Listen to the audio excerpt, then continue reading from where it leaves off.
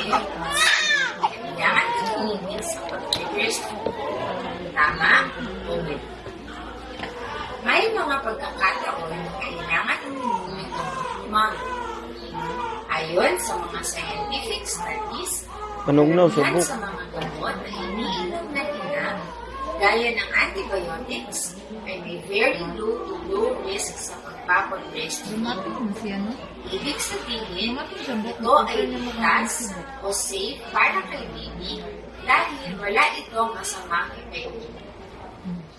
Kadalasan, kapag uminom ng antibiotics si mami, ang gamot ay hindi napupunta sa breast milk, kaya breastfeed si mami, hindi na naipapasa kay baby ang gamot na ininom niya.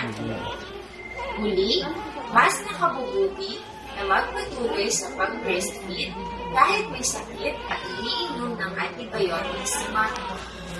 Ang mga natural antibiotics na nagpuproduce ng katawan ng mami ay nakapasa kay baby sa pamamagitan ng breast milk.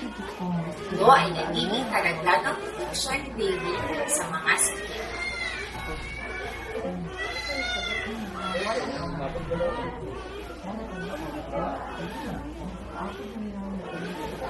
May ubo at sipon ako, kailangan ko munang tumigil sa pagpapadede dahil baka mahawa si baby.